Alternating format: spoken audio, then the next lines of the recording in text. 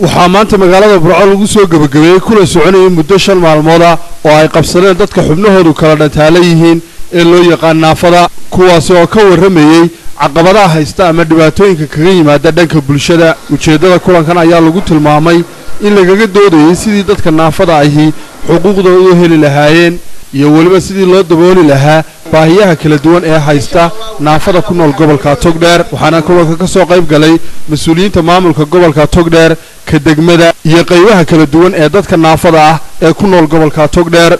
waxaana ugu horeyn kulankan ka hadlay Baasha Cabdilaahi Aadan oo ah gudoomiyaha ururka naafada ee gobolka Togdheer. waxaanu ka waramay ujeedada kulankan. aniga magacayga Baasha Cabdilaahi Aadan ana gudoomiyaha ururka naafada Togdheer Handicap Organization. halkan maanta waxaan ku soo xidhnay kulan isugu yimid dadka naafada ah oo ay ka doodayeen xuquuqdooda si ay u heli lahaayeen iyo si loo horumar lahaa dadka naafada ah ku nool gobolka Togdheer.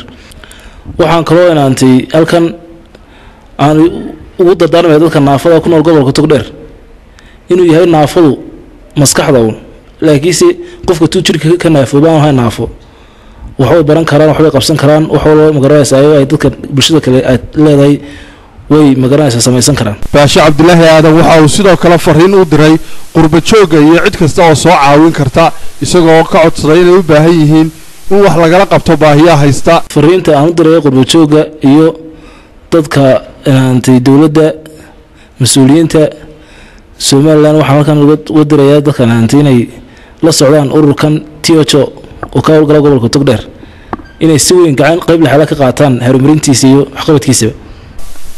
intii kulankani socday ayaa lagu soo bandhigay riwaayad ka turjumaysa dhibaatooyinka haysta dadka naafada.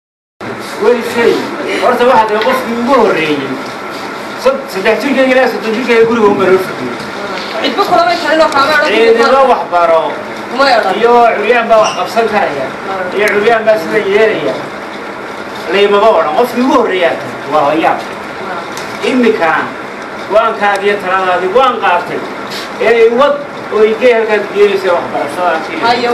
gabagabadii waxaa kulankan ka hadlay xogayaha maamulka gobolka Togdheer Cabdiraxmaan Ibrahim Xaaji Faarax, xildhibaan Axmed Maxamed Diingool iyo mas'uuliyiin kala duwan.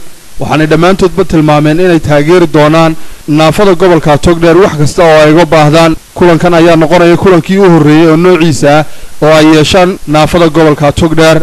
waa Bashiir Ibrahim, Universal TV, Burco.